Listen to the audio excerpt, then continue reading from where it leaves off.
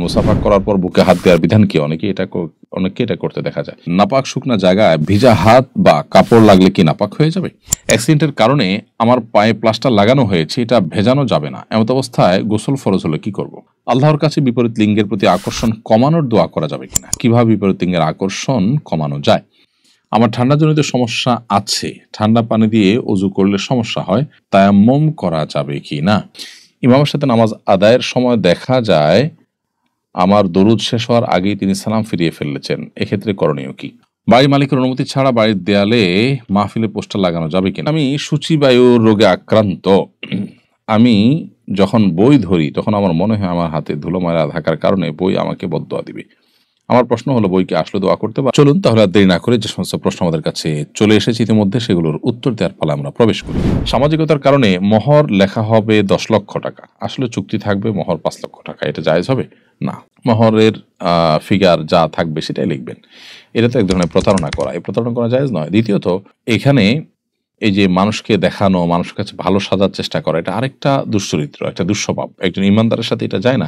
তামান্না ইসলাম আপনি লিখেছেন, নাপাক শুকনা জায়গায় ভিজা হাত বা কাপড় লাগলে কি নাপাক হয়ে যাবে? কোনো কাপড়ে নাপাক লেগেছে, কোনো শরীরে নাপাক লেগেছে, কোনো জায়গায় নাপাক লেগেছে, সেখানে ভিজা হাত যদি লাগে, আর ভিজা হাতের যে ভিজা ভাব বা তার যে পানি, সেটা লেগে যদি ওই কাপড় বা জায়গা থেকে নাপাকির কোনো আলামত উঠে আসে, অর্থাৎ সে ভিজা হাতে দুর্গন্ধ বা দৃশ্যমান নাপাকি যদি উঠে আসে, তাহলে সেটা নাপাক হবে। আর যদি সেরকম কোনো আলামত না আসে তাহলে নাপাক হবে না। অ্যাক্সিডেন্টের কারণে আমার পায়ে প্লাস্টার লাগানো হয়েছে, এটা ভেজানো যাবে না, এমত অবস্থায় গোসল ফরজ হলে কি করব? যে প্লাস্টার লাগানো আছে সেটা যেহেতু ভেজানো যাবে না, গোসল ফরজ হলে তার উপরে তার নিচের অংশকে খুব ভালো করে ধোবেন এবং এই অংশটাকে ভিজা হাত দিয়ে উপরে মুছে নেবেন, বাস তাহলেই হবে। এখন কতটা উপরে পানি দিলে তো এখানে চলে আসবে, তাহলে সেক্ষেত্রে হাত হলে এভাবে খাড়া করে রাখবেন, পা হলে ওইভাবে পজিশন করবেন যাতে করে ধুইতে গিয়ে যেন ব্যান্ডেজের ভিতরে পানি না যায়।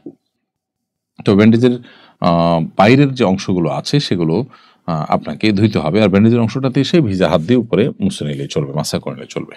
আল্লাহর কাছে বিপরীত লিঙ্গের প্রতি আকর্ষণ কমানোর দোয়া করা যাবে কিনা? কিভাবে বিপরীত লিঙ্গের আকর্ষণ কমানো যায়? বিপরীত লিঙ্গের প্রতি আকর্ষণ কমার দোয়া কেন করবেন?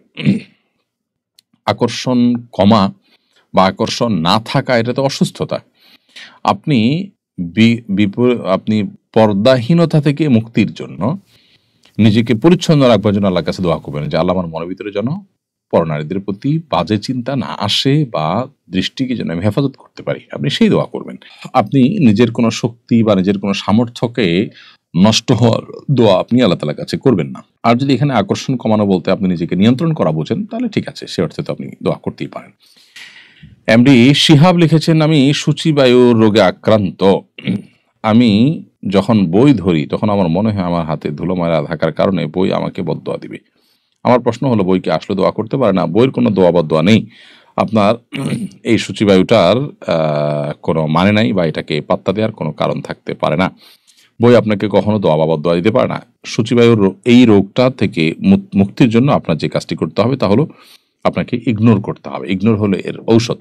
যত বেশি আপনি ইগনোর করবেন, যত বেশি আপনি এটাকে আপনি এড়িয়ে চলবেন, তত বেশি আল্লাহ তাআলা আপনাকে মুক্তি নসিব করবেন। এর বাইরে ওয়াসওয়াসার রুকিয়াহ নামে আপনি অনলাইনে বা প্লে স্টোরে বা ইউটিউবে সার্চ দিলে অনেক পাবেন, রুকিয়ার বিভিন্ন ভিডিও পাবেন। সেই রুকিয়ার ভিডিওগুলো যদি আপনি মনোযোগের সাথে শুনেন, শ্রবণ করেন, আশা করা যায় আল্লাহ তাআলা আপনাকে এই রোগ থেকে মুক্তি দান করবেন। এছাড়া ভালো কোনো রাকির শরণাপন্ন আপনি হতে পারেন, মানসিক কোনো ডাক্তার আপনি দেখাতে পারেন।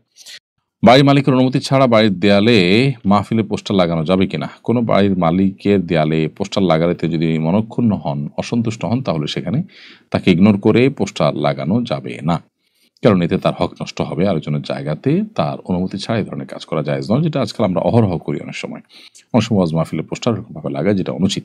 বাসায় বিড়াল আছে, কদিন পর পর বাচ্চা হয়, এই জন্য আমাদের অনেক ঝামেলা হয়। আমরা চাই এটার প্রজনন ক্ষমতা বন্ধ করতে, করা যাবে কিনা? হ্যাঁ, পশু পাখির যদি এরকম সন্তান অতিরিক্ত হওয়ার ফলে আপনি তাদের জন্ম নিয়ন্ত্রণ করতে চান, প্রজনন ক্ষমতা বন্ধ করতে চান, সেটি জায়েজ আছে। কারণ মানুষের জন্য যেটি নিষেধ, এক্ষেত্রে পুরুষের ক্ষেত্রে সেটি নিষেধ নয়, কারণ মানুষের ক্ষেত্রে যে কারণটা রয়েছে এখানে সেই কারণটা কিন্তু নেই। হিন্দু নারী দিয়ে বাসায় কাজ করানো যাবে কিনা? হ্যাঁ, অবশ্যই হিন্দু নারী বা অন্য ধর্মাবলম্বী নারীরা মুসলমানদের বাসায় কাজ করতে পারে। সেক্ষেত্রে অন্যান্য বাসায় মেয়েদের দিয়ে কাজ করাতে হলে শরিয়ার যে শর্তগুলো রয়েছে, বাসার পুরুষরা তাদের নজর হেফাজত করবেন, পর্দা পরিপূর্ণভাবে করবেন, এই বিষয়গুলো যদি মেনটেন করা যায় তাহলে সেটি জায়েজ। আচ্ছা, মৌসুমী এর থেকে আপনি লিখেছেন, আমি মানুষকে অনেক ধোকা দিয়েছি, আমাদের খেয়াত করেছি, এখন কি আল্লাহ আমাকে মাফ করবেন? অবশ্যই আল্লাহ তারা মাফ করবেন।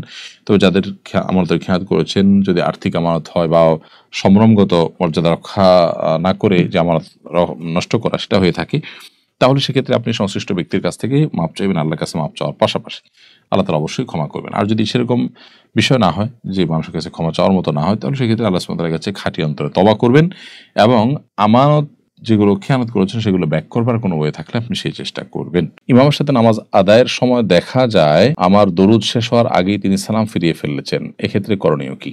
দ্রুততার সাথে দরুদ যদি শেষের দিকে থাকে শেষ করে সালাম ফিরাবেন, আর যদি শেষের দিকে না থাকে তাহলে যে কোনো একটা জায়গায় মানে ফুল স্টপ দেওয়ার মতো জায়গায় স্টপ দিয়ে সালাম ফিরে ফেলবেন। এরপর শেখ সাহেব এআইডি থেকে আপনি লিখেছেন, অনেক সময় কয়েক মাস বা কয়েক বছর পরও মৃত ব্যক্তির লাশ অক্ষত অবস্থায় পাওয়া যায়, এটা কি সত্য? হতে পারে, সেটার কোনো বৈজ্ঞানিক যৌক্তিক কারণ থাকতে পারে, আবার এটি অলৌকিকতাও থাকতে পারে। কোনো ব্যক্তির কারামত, তার সম্মানার্থে আল্লাহ সুবহানাহু ওয়া তাআলা তার লাশকে হেফাজত করেন, এমনটি হতে পারে। আবার সেটার কোনো সায়েন্টিফিক কারণেও তার লাশ মাটিতে পচেনি সহজে, সেরকমটিও ঘটা অস্বাভাবিক নয়। এজাজুল ইসলাম আপনি লিখেছেন, জামাতে 3 রাকাত নামাজ পেলাম এবং মনে না থাকে জামাতের সাথে সালাম ফেরালে করণীয় কি? জামাতের সাথে যদি আপনি সালাম ফিরিয়ে ফেলেন তারপরে মনে হয়, তাহলে সেক্ষেত্রে আপনি শেষে সিজদা সহ দিবেন, নামাজ হয়ে যাবে ইনশাআল্লাহ। আমার ঠান্ডাজনিত সমস্যা আছে, ঠান্ডা পানি দিয়ে ওযু করলে সমস্যা হয়, তায়াম্মুম করা যাবে কি না? ভাই, ঠান্ডাজনিত সমস্যা যদি এই পর্যায়ের হয় যে ওযু করলে আপনি ভয়াবহ অসুস্থ হয়ে যান, এই অসুস্থ থেকে আর আরোগ্য লাভের কোনো উপায় থাকে না, মুমূর্ষ হয়ে যান এবং গরম পানিতেও আপনার কাজ হয় না, তাহলে সেক্ষেত্রে তায়াম্মুম করলে আপনার চলবে। সাধারণত এরকম পর্যায়ে যায় না। সাধারণত একটু কষ্ট হয়, হয়তো ঠান্ডা লাগে, তাহলে সেক্ষেত্রে আপনি গরম পানি ব্যবহার করেন, একটু কষ্ট করেন, তাহলে ওযু করতে পারেন। অর্থাৎ পানি ব্যবহার করার সক্ষমতা যতক্ষণ থাকবে, যে কোনো উপায় যতক্ষণ পর্যন্ত ওপেন থাকবে ততক্ষণ পর্যন্ত আপনাকে পানি ব্যবহার করে উযু করতে হবে। যখন পানি ব্যবহার করে উযু করা সম্ভবপর হবে না কোনো কারণে, একদম নিরুপায় হয়ে যাবেন, তখন আপনি তায়াম্মুম করলে চলবে। সজীব ইসলাম জয় লিখেছেন, মুসাফা করার পর বুকে হাত দেওয়ার বিধান কি? অনেকে এটা করতে দেখা যায়। মুসাফার সাথে বুকে হাত দেওয়ার কোনো সম্পর্ক নেই, মুসাফা করেছেন, শেষ হয়ে গেছে, আলাদা করে বুকে হাত দেওয়ার দরকার নেই। তারপরও আপনি কারোর প্রতি ভক্তি প্রকাশের জন্য আলাদা একটু বুকে হাত দিলেন, সেটা হলো একান্ত আপনার নিজস্ব ব্যাপার, সেটাকে মুস্তাফার পাঠ বা ইবাদত মনে করলে বেদাত হবে।